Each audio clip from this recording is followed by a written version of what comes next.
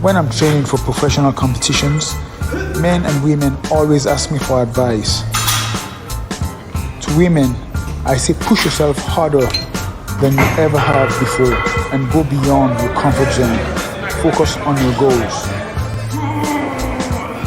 Men, if I am willing to push myself to become Mr. Olympia in 2022, then I only have one thing to say to you. Bring your A game. Here we go again.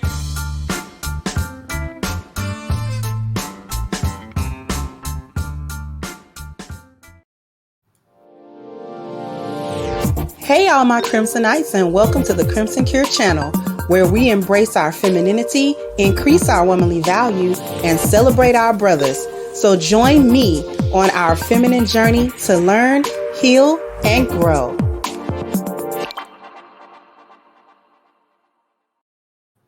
Hey there, my Crimsonites, and welcome to the Crimson Cure channel. I'm your host, femininity coach, and author of the Crimson Cure, and this is my perspective. So, what are we talking about today? Today, it should be maybe you've heard of what happened in Buffalo, New York. There was a mass shooting in a supermarket in Buffalo, New York, in a Black neighborhood, and it was perpetrated by a Caucasian 18-year-old male who showed up at that supermarket armed and armored and commenced to open fire. So what we're going to do today is I'm going to share my screen so I can read at least one article to you for those of you who are unaware of what happened. And then we're going to talk about what Black women ought to learn and ought to know from stuff like this. So let me take a second. Let me go ahead and share my screen with you guys. And then we're going to come back with my perspective. Okay. So Buffalo supermarket shooting. What we know so far. Buffalo, New York, on Saturday afternoon, a white gunman in military gear attacked shoppers and workers at a supermarket in Buffalo, New York, killing 10 people and wounding 3 others. Most of the victims were Black. Officials said that they are investigating the shooting as a racially motivated hate crime. A look at what we know so far. What happened? A white 18-year-old wearing military gear and live streaming with a helmet camera opened fire Saturday afternoon at Tops Friendly Market. That's a supermarket in a predominantly Black neighborhood of Buffalo, New York.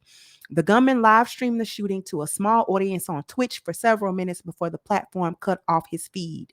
According to police, the gunman began shooting in the parking lot, then moved inside the store. Security guard Aaron Salter fired multiple shots, but none penetrated the gunman's armor. The gunman killed Salter and then stalked through the aisles, shooting shoppers. When police confronted the gunman in the store's vestibule, he put his rifle to his neck, but surrendered and dropped the gun with coaxing from the officers. Who is the suspected gunman? Police have identified the gunman as Peyton Gendron of Conklin, New York. Conklin is a small town about 200 miles southeast of Buffalo, not far from the Pennsylvania state line. Officials said the rifle Gendron used in the attack was purchased legally, but the magazines he used for ammunition were not allowed to be sold in New York.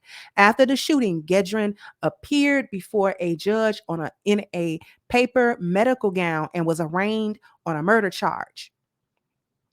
A document circulated widely online seemingly outlines Gedron's racist, anti-immigrant, and anti-Semitic beliefs. Among them was a desire to drive all people of non-European descent from the U.S. The document seemed to draw inspiration from the gunman who deleted 51 people at 2 masajid mosques in Christchurch, New Zealand in 2019. A law enforcement official told the Associated Press on Sunday that Gedron had threatened to carry out a shooting last year at Susquehanna Valley high school around the time of graduation. He was 17 years old at the time and was sent for mental health treatment. The law enforcement official was not authorized to speak publicly on the investigation and did so on condition of anonymity. Who are the victims? Police have not released the names of most of the victims. They have said that including the wounded, 11 victims were Black, 2 were white. The dead include Aaron Salter, a retired Buffalo police officer who was working as security guard at the store. Salter fired multiple shots at the assailant, striking him at least once. Officials said he was a hero who saved lives by running towards the danger. A local resident said he cared about the community and looked after the store. Ruth Whitfield, 86, was picking up groceries after visiting her husband at a nursing home, as she did every day. She was the mother of retired Buffalo Fire Commissioner Garnell Whitfield, who told the Buffalo News that she was a mother to the motherless and a blessing to all of us. Whitfield attributed his mother's strength and commitment to family to her strong religious faith. Catherine Massey was a beautiful soul who was killed while shopping, said Sister Barbara Massey. Among the injured was Zaire Goodman, a son of a staffer to State Senator Tim Kennedy. The 20-year-old was shot in the neck, but recovering, Kennedy said. What do authorities say about the motive? At a news briefing on Saturday, Erie County Sheriff John Garcia called the shooting a hate crime. This was pure evil. It was straight up racially motivated hate crime from somebody outside of our community, outside of the city of good neighbors, coming into our community and trying to inflict this evil upon us, Garcia said. The FBI is investigating the shooting as both a hate crime and racially motivated violent extremism. Authorities have declined to comment on the document purporting to show the attacker's racist, anti-immigrant, and anti-Semitic beliefs. So we're going to stop sharing. That was the article, at least one article of many that are circulating on the internet about this very unfortunate incident. But let's get down to the nitty-gritty. What do Black women need to take from this? What do the collective of Black women need to learn from this? Okay. First of all, this was a young, lone Caucasian male who entered a supermarket in a predominantly Black neighborhood and just began to open fire, killing 10 people and injuring at least 2 or 3 other people. The next thing we have to understand is that he felt comfortable coming into a Black neighborhood by himself to assault and to delete people. Okay. Now we got to look at why did he feel that way? Okay. Like most other Americans, he knows that the Black community is what? Mostly comprised of women. It's a bunch of women and children that comprise the Black community that Black women say is the community. Only Black women and Black children are considered to be part of the Black community, to the exclusion, the ostracizing, and the marginalization of Black men. You might want to see where I'm going with this. Now, the men, Black men, have been ostracized. They have been marginalized within our community to such an extent that they are not present in the numbers that they used to be present in, that used to deter stuff like this. See, when the palm-colored assailants used to come into Black neighborhoods, they used to come with overwhelming force. And the reason why they used to come with an overwhelming number to assault and delete members of the Black community is because they knew that the collective of Black men were still there. They knew they had to deal with the men. They knew it. And so they also knew we can't be coming through no one at a time. When the KKK used to come try to terrorize, they didn't come one at a time because they knew that they was going to be out of there. Out of there. So they used to come in groups, well armed, try to intimidate, try to, sneak attack, surprise attacks. It was always scary. They was always cowardly about it. When we look at Tulsa, Oklahoma, they pretty much bombed it like an army. They weren't coming in there squaring up one-on-one.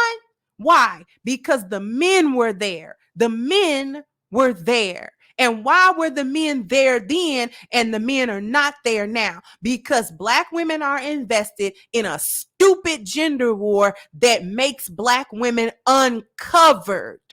We're not covered. We are an uncovered, unprotected group.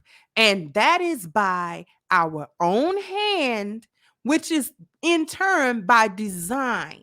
Because we're so invested in being right about being strong and independent and not needing Black men and not liking Black men and not valuing Black men. We're so caught up in being strong single mothers who don't need no man, who a man can't tell us nothing and he can't do nothing and all of this sort of thing without understanding or realizing that what you really doing is snatching the cover off not only yourself but your so-called sister that you so-called care about. You're snatching the cover of protection off of her. So everybody knows that Black women are uncovered. Everybody know that. Everybody know you ain't got no man because you stand at the top of the world to yell it to all who will listen about how strong and independent, aka alone, aka uncovered, that you actually are. We relish in destroyed family units, the infighting that we've got between men and women, both online and off. Because playing that game, talking about all stuff just online. Y'all come online to talk about the stuff you do offline.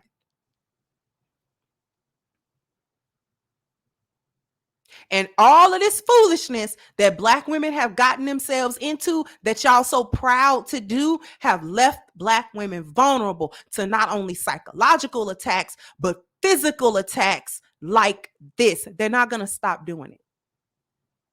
He knew that there would likely be more women than men, and that the women are not likely to be armed or trained in any way, so vulnerable. Lacking overall protection of the collective of men means little retaliation or opposition to them. This is why they feel safe now to come alone on these little lone gunmen, you know what I'm saying, sneak attacks. That's why they feel so bold about it. Without Black men, there are no safeguards, there's no use of foresight, and there's no system, order, or structure in place to either prevent stuff like this or at least swiftly answer such attacks before the police can even get there. Because like I said, in days past, they used to come with their numbers. They used to come with all their guns. They used to come with all their boys because they knew they had to. They knew they couldn't come over to the Black side of town and just run roughshod over the women because the men were there. So if it had to be some deletions, they was going to have to delete the men first. And grant you, many times they did. So that means that many Black men died protecting their land, their families, their wives, their children, their communities. So many Black men over the years, over the centuries, have given their life in this respect. So now what's going on, Black women, is that we are a collective target. We're easy targets for deletion. We are easy targets for kidnapping. We are easy targets for trafficking. We are easy targets to be taken advantage of in any way, shape, or form that other groups can imagine. Because we uncovered. And we did it to ourselves. And we keep doing it to ourselves. If anybody has ever watched The Walking Dead, the collective of Black women now is Oceanside. And if y'all don't know what it is, I'll briefly explain it. Oceanside was a community of only women in a zombie apocalypse. And the reason why they were only women is because a stronger group came through and deleted all the men. And once they deleted all the men, the women went into hiding because they had what? No provision, no protection. There was nothing. Then they couldn't do it on their own. So they started hiding. But when any other group found them, they would just take what they wanted from them because they were a group of unprotected, uncovered women. And all that feminist stuff was gone in the wind. Nobody cared about that. You're weak. And you're unprotected. And you're uncovered. And we ain't got to go through a front line of men to get to you. And we can twist your arm to do anything because you women.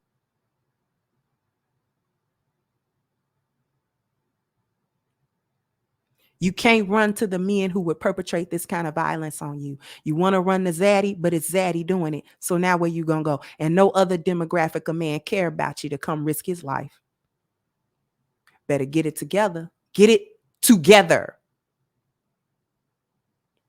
Anyway, before we sign off, I want to draw everybody's attention to the link to the petition where I'm going to put it in the description box. And the petition is against Black Lives Matter organization for misappropriating that 90 million plus and buying mansions and property with the money that's supposed to go to the people. So please sign up on that petition and share it everywhere. Once again, I'm going to put the link in the description so it can be easy to get to. Sound off in the comment section, like, share, subscribe to the channel if you have not. Once again, I'm your host, The Crimson Cure, and this was my perspective. Bye-bye, Crimsonites. Hey guys, please like, share, and subscribe to the channel and hit the notification bell. And if you've got more to say on the topic, leave a comment down below. Also, don't forget to support our sponsor who so graciously supports this channel by clicking the description box and the link for A-Game at agameherbal.com. You can go ahead and get a 10% discount off of your next purchase using the code Kendra10. This has been yet another Crimson Cure production, and I'll catch you guys on the next one.